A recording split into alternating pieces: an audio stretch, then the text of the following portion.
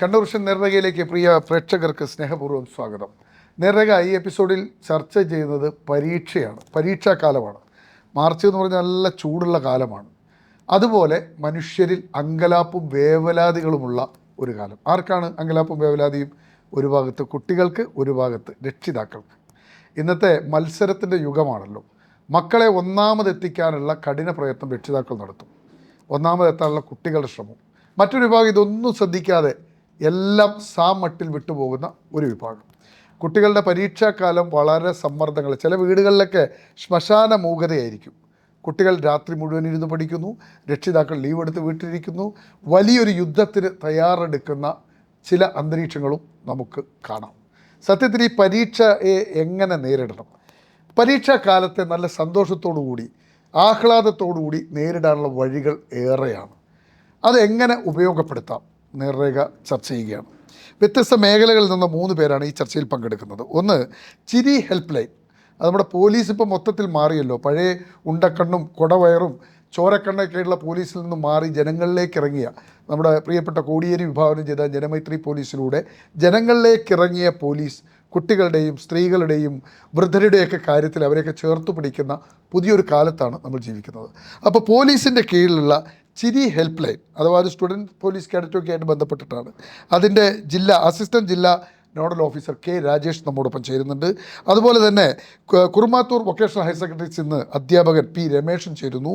കൂടെ digital de addiction centre അതിലെ psychologist Sapna R, അവർ 3 പേരും നമ്മോട് ചേരുകയാണ്. ഇവർക്കൊക്കെ എന്തൊക്കെയാണ് ഈ പരീക്ഷാ കാലത്തെക്കുറിച്ച് പറയാനുള്ളത്? കുട്ടികളും രക്ഷിതാക്കളും ശ്രദ്ധിക്കേണ്ട ഈ എപ്പിസോഡിലേക്ക് പ്രേക്ഷകർക്കും ഒപ്പം നിങ്ങൾ 3 പേർക്കും നേർരേഖയുടെ സ്വാഗതം. ഞാൻ രാജേഷിൽ നിന്ന് തുടങ്ങാം. രാജേഷ്, എന്താണ് ഈ ചിരി ഹെൽപ്പ് ലൈൻ? ചിരി ഹെൽപ്പ് ലൈൻ നമ്മുടെ കുട്ടികളെ ഉദ്ദേശിച്ച് കൊണ്ട് നമ്മൾ തുടങ്ങിയതാണ്. കോവിഡ് കാലത്ത് ഈ വീട്ടിൽ അടച്ചിടപ്പെട്ട കുട്ടികൾക്കുണ്ടാകുന്ന മാനസിക സംഘർഷങ്ങൾ, അവർക്ക് ആരോടും ഷെയർ ചെയ്യാൻ പറ്റാത്ത ഒരു സാഹചര്യത്തിൽ ഈ കുട്ടികൾ ഈ സൈബർ അഡിക്ഷൻ അങ്ങനെയൊക്കെയുള്ള കുറേ പ്രശ്നങ്ങളിലേക്കും സൈബർ ക്രൈമിലേക്കൊക്കെ തിരിയുന്നു. അതുപോലെ തന്നെ രക്ഷിതാക്കൾക്കും ഇങ്ങനെയുള്ളൊരു ക്രൈസിസിനെ എങ്ങനെ നേരിടണമെന്ന് സംശയമുള്ള ഒരു കാലഘട്ടത്തിൽ പോലീസിൻ്റെ നേതൃത്വത്തിൽ തുടങ്ങിയ ഒരു ഓൺലൈൻ സംവിധാനമാണ് ഈ ചിരി ഹെൽപ്പ് ലൈൻ എന്നുള്ളത്. 94 97 900 200 എന്ന ഹെൽപ്പ് ലൈൻ നമ്പറിലേക്ക് കുട്ടികൾ വിളിക്കുകയാണ്. അപ്പോൾ കുട്ടികളുടെ ബഹുമുഖമായ പ്രശ്നങ്ങളൊക്കെ ഉണ്ടാവും. അതിന് വിദഗ്ധർ, പല മേഖലയിലുള്ള ബന്ധപ്പെട്ട വിദഗ്ധർ അതിന് പരിഹാരം നിർദ്ദേശിക്കുന്ന ഒരു ഓൺലൈൻ ഫോൺ സംവിധാനമാണ് ഈ ചിരി ഹെൽപ്പ് ലൈൻ. ഞാനിപ്പോൾ ഈ പരീക്ഷാക്കാലം എന്ന് പറഞ്ഞല്ലോ, അതെ, ഒരു വല്ലാത്ത കാലമാണ് മനുഷ്യരെ സംബന്ധിച്ച്. ട്രെയിൻ സ്വപ്നങ്ങളിലൂടെ ജീവിക്കുന്നവരാണ് പ്രത്യേകിച്ച് മലയാളികൾ. ഈ ചിരി ഹെൽപ്പ് ലൈനിന് ഈ പരീക്ഷാക്കാലത്തുള്ള റോൾ എന്താണ്? തീർച്ചയായിട്ടും ഇപ്പോൾ ഞങ്ങൾക്ക് ഏറ്റവും കൂടുതൽ കോൾ കിട്ടുന്ന കാലം സാർ പറയുന്ന ഈ പരീക്ഷാക്കാലത്താണ്. ഒന്ന്, കുട്ടികൾക്കുണ്ടാകുന്ന ഒരു ആങ്സൈറ്റി, ഈ മെമ്മറി, ഓർമ്മയിൽ നിൽക്കുന്നില്ല, ഉറങ്ങാൻ വേണ്ടി പറ്റുന്നില്ല, ഭക്ഷണം കഴിക്കാൻ വേണ്ടി പറ്റുന്നില്ല, പിന്നെ ആകെ ഒരു ടെൻഷൻ. ഇത് കുട്ടികളും വിളിക്കുന്നുണ്ട്, ഇതേ പ്രശ്നങ്ങൾ രക്ഷിതാക്കളും ചിരിയിലേക്ക് ഫോൺ ചെയ്യുന്നുണ്ട്. വേറെ ഏതൊക്കെ തരത്തിലുള്ള അവലാദികളാണ് വരുന്നത് ഇതിന് പുറമെ? കുട്ടികൾ നേരിടുന്ന പരീക്ഷാക്കാലത്ത് നേരിടുന്ന മറ്റ് പ്രതിസന്ധികൾ എന്തൊക്കെയാണ്? ഏതെങ്കിലും കുട്ടി കടുത്ത സമ്മർദ്ദം നേരിടുന്നതായിട്ട് പറയുന്നുണ്ടോ മറ്റുള്ളവരിൽ നിന്ന്? മറ്റുള്ള രക്ഷിതാക്കളിൽ നിന്ന്, അതുപോലെ തന്നെ ഈ ട്യൂഷൻ സെൻറ്ററുകളിൽ നിന്ന്, കോച്ചിങ് സെൻറ്ററുകളിൽ നിന്ന്, അധ്യാപകരിൽ നിന്ന് അത്തരം പരാതികളൊക്കെ വരുന്നുണ്ടോ? തീർച്ചയായിട്ടും നമുക്കറിയാലോ, ഒരു പരീക്ഷയുടെ റിസൾട്ട് എന്നുള്ളതാണ് ഇപ്പോഴും നമ്മുടെ വിദ്യാഭ്യാസത്തിൻ്റെ ആത്യന്തിക ഒരു റിസൾട്ടാണ്. അപ്പോൾ അവസാനം ഇവർക്ക് കൊടുക്കുന്ന വലിയൊരു പ്രഷർ ഉണ്ട്. ശരിക്കും അത് രക്ഷിതാക്കളുടെ ഭാഗത്തുനിന്നുള്ള പ്രഷർ, അതുപോലെ സ്കൂൾ അതിൻ്റെ ഒരു ഭാഗത്തുള്ള ഒരു പ്രഷർ, പിന്നെ ഒരു കമ്പാരിസൺ, ഇങ്ങനെ മറ്റു കുട്ടികൾക്ക് എനിക്ക് ആവുന്നില്ല, അങ്ങനെയൊക്കെയുള്ള ചില പ്രഷറും നമ്മുടെ കുട്ടികൾ പങ്കുവെക്കാറുണ്ട്. നമുക്ക് തിരിച്ചു വരാം. ശ്രീ പി രമേശൻ, എന്തൊക്കെ മുന്നൊരുക്കങ്ങളാണ് ഇപ്പം താങ്കൾ തളിപ്പറമ്പ് DEOയുടെ പ്രതി കൂടിയായിട്ടാണ് ഇവിടെ എത്തിയിട്ടുള്ളത്. എന്തൊക്കെ മുന്നൊരുക്കങ്ങളാണ് പരീക്ഷയുമായി ബന്ധപ്പെട്ട് സർക്കാർ തലത്തിൽ സ്കൂളുകളിൽ സ്വീകരിക്കുന്നത്? ഇപ്പോൾ ഈ പരീക്ഷാകാലം അങ്ങ് പറഞ്ഞ പോലെ ഒരു സമ്മർദ്ദമൊക്കെ കുട്ടികൾക്കുള്ള ഒരു കാലഘട്ടം തന്നെയാണ്. അപ്പോൾ ഇപ്പോൾ ഡിപ്പാർട്ട്മെൻറ്റ് ചെയ്തുകൊണ്ടിരിക്കുന്നത് വെച്ചാൽ കുട്ടികൾക്ക് മിക്കവാറും മുഴുവൻ കുട്ടികൾക്ക് തന്നെ പറയാം, പ്രത്യേകിച്ച് 10ാം ക്ലാസ്സിലെ കുട്ടികൾക്കൊക്കെ മോട്ടിവേഷൻ ക്ലാസ്സുകൾ എക്സ്പേർട്സിനെ വെച്ച് കൊടുത്തിട്ടുണ്ട്. ഏകദേശം 2000-ഓളം കുട്ടികൾ ഞാൻ തന്നെ മോട്ടിവേഷൻ ക്ലാസ് കൊടുത്തിട്ടുണ്ട്. ഒന്ന് അത് വഴി കൊടുക്കുന്നു. പിന്നെ പാഠങ്ങളൊക്കെ അപ്ഡേറ്റ് ആയിട്ട് നമ്മൾ കംപ്ലീറ്റ് ചെയ്യും. റിവിഷൻ ക്ലാസ്സുകൾ എല്ലാ സ്കൂളുകളിലും നൽകി അവർക്ക് ആത്മവിശ്വാസം വർദ്ധിപ്പിക്കത്ത കാര്യത്തിൽ എല്ലാ തരത്തിലുള്ള എന്തൊക്കെ ക്യാപ്സ്യൂളാണ് നിങ്ങൾ കുട്ടികൾക്ക് കൊടുക്കാറ് സാധാരണ? അത് പരീക്ഷയെ അഭിമുഖീകരിക്കേണ്ടത് എങ്ങനെയെന്ന് പഠിപ്പിക്കുന്നതോടൊപ്പം പുതിയ സിലബസാണ്. അപ്പോൾ അതിനനുസരിച്ചുള്ള കോണ്ടൻറ്റ് എങ്ങനെയാണ് അവർ ട്രാൻസാക്ട് ചെയ്യേണ്ടത്, പരീക്ഷയ്ക്ക് ഉണ്ടാകുന്ന പ്രശ്നങ്ങൾ ഒക്കെ ഓരോ പരീക്ഷ കഴിയുമ്പോഴും നമ്മളതിൻ്റെ വിലയിരുത്തൽ നടത്തും. എന്നിട്ട് അതനുസരിച്ചിട്ട് അതിനെ ക്രോഡീകരിക്കുകയും ആ വിഷയത്തിൽ എന്തൊക്കെയാണ് പ്രശ്നങ്ങളെന്ന് ചർച്ച ചെയ്യുന്ന വിധത്തിൽ കുട്ടികൾ അധ്യാപകർ ഇരിക്കുന്നുണ്ട്. പണ്ട് സ്വകാര്യ മേഖലയിലായിരുന്നു മത്സരം. ഇപ്പോൾ പൊതുവിദ്യാഭ്യാസം വലിയ മുന്നേറ്റം നടത്തി. സർക്കാർ സ്കൂളുകളിലേക്ക് കുട്ടികൾ ഒഴുകി എത്തുകയാണ്. സർക്കാർ സ്കൂളുകളും 100% വിജയം കൊതിക്കുന്ന ഒരു കാലം. അങ്ങനെ 100% വിജയം കിട്ടുന്ന നൂറുകണക്കിന് സ്കൂളുകൾ ഇന്ന് കേരളത്തിലുണ്ട്. അപ്പോൾ ആ ഒരു സമ്മർദ്ദം അധ്യാപകർ കുട്ടികളിൽ ഉണ്ടാക്കുന്നില്ലേ എന്ന് ചോദിച്ചാൽ എന്ത് പറയാൻ പറ്റും? അല്ല, ഈ അങ്ങനെ ഒരു സമ്മർദ്ദമായി തോന്നിയില്ലെങ്കിലും ഇന്നൊരു നല്ലൊരു കോമ്പറ്റീഷനുകൾ എൻ്റെ വ്യക്തിപര അഭിപ്രായത്തിൽ ഇപ്പോൾ ഞാൻ കുറുമാത്തൂരത്തെ ഹെഡ് മാഷാണ്. അപ്പോൾ സ്വാഭാവികമായിട്ടും തൊട്ടടുത്ത സ്കൂളിലായിട്ടൊരു കോമ്പറ്റീഷൻ ഉണ്ടാവാതിരിക്കില്ല. എങ്കിലും അതൊരു സമ്മർദ്ദത്തിലേക്ക് പോകുന്നതിന് പകരം അവരുടെ കഴിവിനെ പരമാവധി മുന്നിൽ പുറത്തു കൊണ്ടുവന്ന വിധത്തിലുള്ള കോച്ച്, അതിനൊരു പോസിറ്റീവ് കോമ്പറ്റീഷൻ എന്ന് വേണം പറയാം. അങ്ങനെയാണ് അതിനെ കാണുന്നത്. യെസ്, നമുക്ക് സ്വപ്നയോട് ചോദിക്കാം. സ്വപ്ന വളരെ പ്രധാനപ്പെട്ട ഒരു റോൾ വഹിക്കുന്ന ആളാണ് ഈ DDAD. എന്താ ഈ DDAD എന്ന് പറഞ്ഞാൽ എന്താണ് ശരിക്കും? അതാദ്യം ഒന്ന് പറയും. ഡിജിറ്റൽ ഡി അഡിക്ഷൻ ആണ് DDAD എന്ന് പറയുന്നത്. ഒരു 2023 ഈ പ്രൊജക്റ്റ് ആദ്യമായിട്ട് സോഷ്യൽ പോലീസിംഗ് ഡിവിഷൻ്റെ അണ്ടറിൽ ഉള്ള പ്രൊജക്റ്റാണ്. അപ്പോൾ നമ്മൾ മെയിനായിട്ടും കോവിഡ് കാലത്ത് ഉണ്ടായിരുന്ന പ്രശ്നങ്ങൾ, കോവിഡ് കാലത്ത് നമ്മൾ അറിയാമല്ലോ, ലോക്ക്ഡൗൺ ആയിരുന്നു. അപ്പോൾ ആ ഒരു പീരീഡിൽ ഫോൺ യൂസ് ചെയ്യുന്നത് വളരെ കൂടുതലായിട്ടുണ്ടായിരുന്നൊരു കാലമാണ്. അപ്പോൾ അങ്ങനെ ആൾക്കാരിൽ അത് വർദ്ധിച്ചു തുടങ്ങിയതിനാണ് ഈ ഒരു പ്രൊജക്റ്റ്, കുട്ടികളെ ഫോക്കസ് ചെയ്തിട്ടാണ് മെയിനായിട്ട് നമ്മൾ ഈ ഒരു പ്രൊജക്റ്റ് ചെയ്യുന്നത്. ഈ കുട്ടികൾ, നമ്മളും പുസ്തകം വായിച്ച് പഠിച്ചിരുന്ന ഒരു കാലമായിരുന്നു കോവിഡിന് മുമ്പ്. പുസ്തകത്തെയാണ് നമ്മൾ ആശ്രയിച്ചിരുന്നത്. ഇന്ന് പുസ്തകം വേണ്ട, ഏത് ചോദ്യത്തിനും ഉത്തരം നമ്മുടെ മൊബൈലാണ് തരുന്നത്. ChatGPT ഉൾപ്പെടെ എല്ലാത്തിനും, ഈ ലോകത്തെ ഏത് കാര്യത്തിനും അധ്യാപകൻ്റെ റോളിൽ നിന്ന് ഉത്തരം നൽകുന്ന ഒരു സാധനം നമ്മുടെ കയ്യിലിരിക്കുകയാണ്. കുട്ടികൾ ഇത് ഉപയോഗിക്കുന്ന രീതികൾ, അത് കുട്ടികളെ പഠനത്തെ എങ്ങനെ ബാധിക്കുന്നു? അതിൻ്റെ ഒരു അവസ്ഥ എന്താണ്? ഈ AI പോലുള്ള ആർട്ടിഫിഷ്യൽ ഇൻ്റലിജൻസ് അല്ലെങ്കിൽ ChatGPT എന്നൊക്കെ പറയുന്നത്, നമ്മൾ മെയിനായിട്ട് ഫോൺ ഉപയോഗിക്കുന്നത് എന്തിനാണ്? ലേണിങ്ങിന് അല്ലെങ്കിൽ കമ്മ്യൂണിക്കേഷൻ, അതോടൊപ്പം തന്നെ നമ്മൾ എൻ്റർടൈൻമെൻറ്റും കൂടിയാണ്. പക്ഷേ കമ്മ്യൂണിക്കേഷൻ, ഈ ലേണിങ് എന്ന് പറയുന്നത് എല്ലാവരും എന്താ പറയുക, ഈ AI എന്ന് പറയുന്നത്, അതായത് നമുക്ക് എന്ത് ചെയ്യുക, ഇൻഫോർമേറ്റീവ് ആയിട്ടുള്ള കുറേ കണ്ടന്റും കാര്യങ്ങളും നമുക്ക് അതിൽ നിന്ന് കിട്ടുന്നുണ്ട്. പക്ഷേ എന്താ പറയുക, ആൾക്കാർ യൂസ് ചെയ്യുന്നത് മെയിനായിട്ടും ട്രെൻഡ് കാര്യങ്ങൾ ഫോളോ ചെയ്യുന്നതിനാണ്. അതല്ലാതെ നമുക്ക് ഇൻഫോർമേറ്റീവ് ആയിട്ടുള്ള കുറേ കാര്യങ്ങൾ കിട്ടുന്നുണ്ട്. പക്ഷെ അത് അവർ യൂസ് ചെയ്യുന്നതിൻ്റെ രീതികളാണ്. അപ്പോൾ എന്താ പറയുക, യൂസ് ചെയ്യുന്നില്ല അത് പ്രോപ്പറായിട്ട് എന്നുള്ള രീതിയിലാണ്. മെയിൻലി ട്രെൻഡ് ഫോളോ ചെയ്യുക എന്നുള്ളതാണ്. കുട്ടികളെ ഈ മൊബൈൽ ഉപയോഗം ഏതൊക്കെ തലത്തിലാണ് ബാധിച്ചിട്ടുള്ളത്? ഇതെല്ലാം പോസിറ്റീവ് അല്ലല്ലോ. നിങ്ങൾ ഈ പറഞ്ഞ പോസിറ്റീവ് അവസ്ഥയിലല്ല കുട്ടികൾ മൊബൈൽ ഉപയോഗം. കുട്ടികളിൽ നിന്ന് ഈ സാധനം ഇനി പിടിച്ചു മാറ്റാൻ കഴിയില്ല. കാരണം നമ്മൾ തന്നെയാണ് ഇത് കുട്ടികൾക്ക് കൊടുത്തത്. കോവിഡ് കാലത്ത് സ്കൂളുകളിൽ പോലും ഈ സാധനം, ആദ്യകാലത്ത് ഇത് സ്കൂൾ കോമ്പൗണ്ടിൽ കൊണ്ടുവന്നാൽ കുറ്റകരമായിരുന്നു.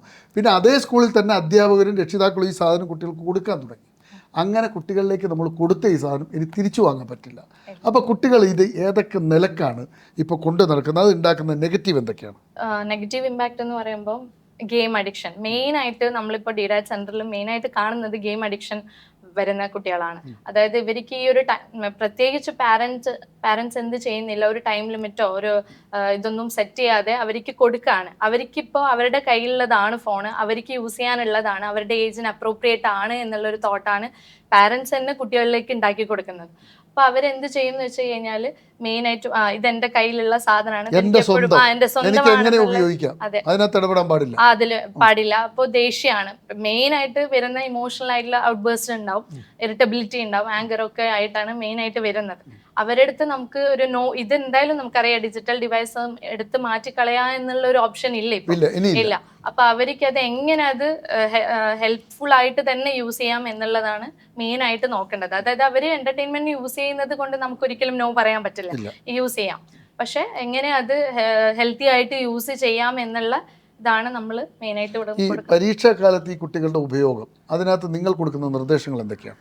എക്സാമിന് ആക്ച്വലി ഈ എക്സാം ആങ്സൈറ്റി എന്നൊക്കെ പറയുമ്പോൾ നമ്മളിപ്പോൾ പറയുന്നത് നോർമലായിട്ട് കാണുന്നതാണ്. ആങ്സൈറ്റി സാധാരണ ഒരു നാച്ചുറൽ ആയിട്ടുള്ള ഒരു ഇമോഷണൽ റെസ്പോൺസ് ആണ്. ഓക്കെ, അതേപോലെ ഒരു മോഡറേറ്റ് ലെവൽ ആങ്സൈറ്റി ആവശ്യമാണ് എക്സാമിന് എന്ന് പറയുമ്പോൾ. നമുക്കൊരു മോഡറേറ്റ് ലെവൽ ഉണ്ടെങ്കിൽ പെർഫോമൻസ് ഉണ്ടാവുള്ളൂ, അല്ലെങ്കിൽ നമ്മൾ കുട്ടികൾ അലേർട്ട് ആയിരിക്കില്ല, മോട്ടിവേഷൻ ഒന്നും ഉണ്ടാവില്ല. അപ്പോൾ മെയിനായിട്ട് ഈ ഒരു എന്താ പറയുക, അവർ ആ ടൈം ലിമിറ്റ്, അത് പഠിക്കുന്ന സമയത്ത് സ്റ്റഡി ടൈമിൽ അവോയ്ഡ് ചെയ്യുക, സ്ക്രീൻ ടൈം നിർബന്ധമായിട്ടും അവോയ്ഡ് ചെയ്യുക എന്നുള്ളതാണ്. അതിന് പാരൻസിനെ അത് മാറ്റി വെക്കുന്ന ഒരു രീതിയിലേക്ക് മാറണം. അതായത് അവർക്ക് അത് പറ്റുമെന്നുള്ള, പേരൻസിന് കുട്ടികളുടെ മേൽ എത്രമാത്രം സ്വാധീനം ഇന്നത്തെ കാലത്ത് നിങ്ങൾക്ക് വരുന്ന കേസുകൾ വെച്ചിട്ട് നമ്മുടെ കുട്ടികളുടെ മേൽ പേരൻസിന് എത്രമാത്രം സ്വാധീനമുണ്ട്? പണ്ടൊന്ന് കണ്ണുരുട്ടിയാൽ നിൽക്കുന്ന മക്കളായിരുന്നു രക്ഷിതാക്കൾ. ഒരു വടിയെടുത്താൽ, ഒന്ന് ഒച്ചയെടുത്താൽ, ഇന്ന് ഒച്ചയെടുക്കാൻ പറ്റില്ല, വടിയെടുക്കാൻ പറ്റില്ല, കണ്ണുരുട്ടാൻ പറ്റില്ല. എത്രമാത്രം സ്വാധീനമുണ്ട് മക്കളിൽ രക്ഷിതാക്കൾക്ക്? വളരെ റിലവൻ്റ് ആയിട്ടുള്ള ക്വസ്റ്റ്യൻ ആണ്. കാരണം എന്ന് വെച്ച് കഴിഞ്ഞാൽ കുട്ടികൾ ഭയങ്കര ഡെലിക്കേറ്റ് ആണ്. ഇപ്പോഴത്തെ എന്താ പറയുക, നമ്മൾ എന്ത് പറഞ്ഞു കഴിഞ്ഞാലും അവർ എന്തെങ്കിലും ചെയ്യാണ് ചെയ്യുന്നത്. അതായത് ദേഷ്യം പിടിക്കുകയാണ് ചെയ്യുന്നത്, അല്ലെങ്കിൽ അതിൽ നിന്ന് പറഞ്ഞല്ലോ നേരത്തെ പറഞ്ഞതുപോലെ ഇമോഷണൽ ഔട്ട്ബേഴ്സ്റ്റ് ആണ് മെയിനായിട്ട് അവർ കാണിക്കുന്നത്. അപ്പോൾ നമുക്കെന്ന് പറഞ്ഞു കഴിഞ്ഞാൽ പാരന്റിങ് എന്ന് പറയുന്നത് അത്രയും എന്താ പറയുക ഇമോഷണലി സപ്പോർട്ടീവ് ആയിട്ടുള്ള പാരന്റ്സ് ആണ് ഇപ്പം നമുക്ക് ഈ കാലഘട്ടത്തിൽ വേണ്ടത്. പക്ഷെ അങ്ങനെ ഒരു പാരന്റിങ് പരിശീലനം രക്ഷിതാക്കൾക്കില്ലല്ലോ. എന്ത് ചെയ്യും? നിങ്ങളുടെ മുന്നിൽ വന്ന കേസുകൾ വെച്ചിട്ട് എന്ത് ചെയ്യും? ഓക്കെ, പാരന്റിങ്ങിൽ നമ്മൾ ക്ലാസ്സസ് കാര്യങ്ങൾ ഇപ്പൊ പ്രൊവൈഡ് ചെയ്യുന്നുണ്ട്. അല്ലാതെ അവർ ഈ പറഞ്ഞതുപോലെ കുട്ടികൾക്ക് കൗൺസിലിംഗ് നമ്മൾ മെയിൻ ആയിട്ട് കുട്ടികൾ ഇങ്ങനെ വരുന്ന കാര്യങ്ങൾ ഉണ്ടാകുന്ന സമയത്ത് നമുക്ക് എന്ത് ചെയ്യാന്ന് വെച്ച് കഴിഞ്ഞാൽ പാരൻസിനോടും നമ്മൾ സംസാരിക്കും. അപ്പൊ നമുക്ക് മനസ്സിലാവും അവരുടെ പാരന്റിങ് ഏത് രീതിയിലായി പോയിക്കൊണ്ടിരിക്കുന്നത്. ഓക്കെ, അപ്പൊ അത് നമ്മൾ കുട്ടികൾക്ക് കൊടുക്കുന്നതിനേക്കാൾ കൂടുതൽ ചില സാഹചര്യങ്ങളിൽ പാരന്റിന് തന്നെ കൗൺസിലിംഗ് സെഷൻ കൊടുക്കേണ്ട സാഹചര്യങ്ങൾ വരുന്നുണ്ട്. അപ്പം ആ രീതിയിൽ അവർക്ക് ഒരു പ്രോപ്പർ ആയിട്ടുള്ള നോളജ് സൈക്കോ എഡ്യൂക്കേറ്റ് ചെയ്യാന്ന് നമ്മൾ പറയും, അത് കൊടുക്കുക എന്നുള്ളതാണ്. അത് കൊടുക്കുന്നുണ്ട്. രാജേഷ്, എൻ്റെ ചോദ്യം എന്താ പ്രശ്നം എന്ന് വെച്ച് കഴിഞ്ഞാൽ, ഒന്ന് ഈ പരീക്ഷ എന്ന് പറയുന്നത് ഒരു വലിയ സംഭവമായി നമ്മൾ കാണേണ്ടതുണ്ട്. യഥാർത്ഥത്തിൽ ഇതൊരു യുദ്ധം പോലെ, ഒരു യുദ്ധസന്നാഹം പോലെ കാണേണ്ടത്ര ഗൗരവം ഇതിന് കൊടുക്കേണ്ടതുണ്ടോ? തീർച്ചയായിട്ടും. പിന്നെ ഈ സ്കൂളുകളൊക്കെ ബന്ധപ്പെട്ട് പ്രവർത്തിക്കുന്ന അല്ലെങ്കിൽ ഈ സ്റ്റുഡൻറ് പോലീസ് പ്രോജക്റ്റിൻ്റെയൊക്കെ ചുമതലക്കാരൻ എന്നുള്ള രീതിയിൽ എനിക്ക് തോന്നിയിട്ടുള്ളത്, കുട്ടികളുടെ ഒരു പരീക്ഷ എഴുതുന്ന അത് മാത്രം വിലയിരുത്തിയാൽ പോരാ എന്നുള്ളതാണ്. അവരുടെ സർവ്വതോന്മുഖമായ ഒരു ഡെവലപ്മെൻറ്റിനെ കൂടി നമ്മുടെ വിലയിരുത്തേണ്ടതുണ്ട്. കേവലം ഒരു എഴുത്ത് പരീക്ഷയിലൂടെ അത് പറ്റുമോ എന്നുള്ള കാര്യത്തിൽ വ്യക്തിപരമായി എനിക്കും ഒരു സംശയമുണ്ട് ശരിക്കും.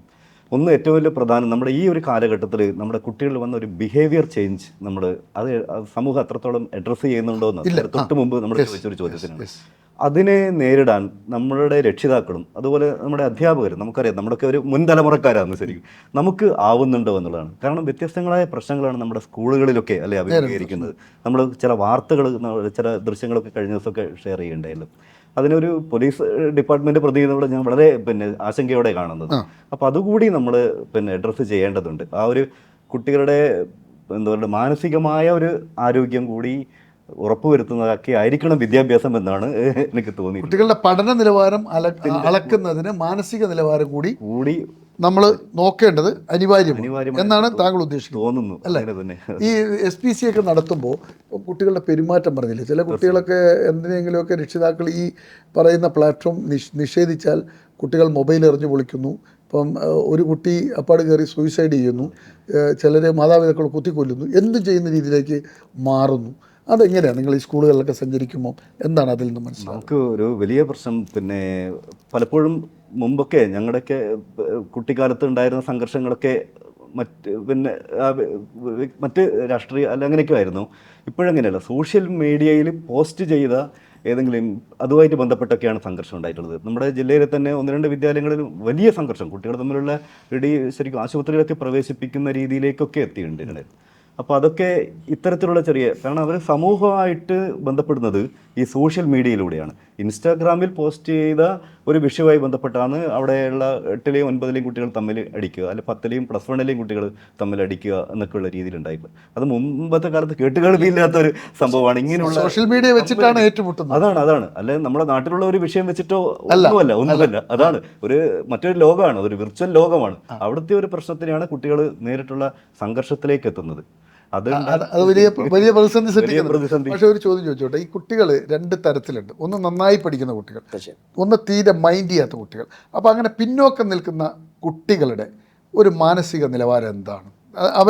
അവരെ മുന്നോട്ട് കൊണ്ടുവരാൻ നിങ്ങൾ നടത്തുന്ന പ്രവർത്തനങ്ങൾ എന്താണ്? ഈ ബേസിക്കായിട്ട് ഈ സാറ് പറഞ്ഞ പോലെ ഈ 2 തരത്തിലുള്ള കുട്ടികളുണ്ടാവും. അത് സമൂഹത്തിൽ ഒരു ആവറേജും എബോ ആവറേജും ബിലോ ആവറേജും ഉണ്ടാവും. പക്ഷേ എൻ്റെ ഒരു നിരീക്ഷണത്തിൽ, ഒരു 10-30 വർഷത്തെ അധ്യാപനത്തിൻ്റെ നിരീക്ഷണത്തിൽ, ഈ നമ്മളൊരു സ്പെഷ്യൽ അറ്റൻഷൻ കൊടുത്തു കഴിഞ്ഞാൽ ഈ ഏറ്റവും പിന്നോക്കം നിൽക്കുന്ന കുട്ടികളെയും കുറേയൊക്കെ നമുക്ക് കൊണ്ടുവരാൻ പറ്റും. സ്കഫോൾഡിംഗ് എന്ന് പറയുന്നത്. അതിന് വേണ്ടുന്ന എല്ലാ കാര്യങ്ങളും ഇപ്പോൾ സ്കൂളിൽ എന്തൊക്കെയാണ് ചെയ്തു? സ്കൂൾ നമ്മളിപ്പോൾ അവർക്ക് പ്രത്യേകിച്ച് ക്ലാസ്സുകൾ കൊടുക്കുന്നു. അതായത് പഠന പിന്നോക്കം എന്ന വാക്കല്ല, അത് കൂടുതൽ പരിഗണന അറിയിക്കുന്ന കുട്ടികളെന്ന നിലയിൽ അവർക്ക് വൈകുന്നേരങ്ങളിൽ ക്ലാസ്സുകൾ കൊടുക്കുന്നുണ്ട്. രാവിലെ നേരത്തെ കൊടുക്കുന്നുണ്ട്. അതുപോലെ തന്നെ അവർക്ക് ഏതൊക്കെ വിഷയത്തിലാണോ പിന്നോക്കം അതിന് ഇപ്പോൾ കണ്ണൂർ ജില്ലാ പഞ്ചായത്തിൻ്റെ സ്മൈൽ എന്നൊരു പദ്ധതി അവർക്ക് പ്രത്യേകിച്ച് ഭക്ഷണമൊക്കെ കൊടുത്തുകൊണ്ട് തന്നെ നമ്മൾ ചെയ്യുന്നുണ്ട്.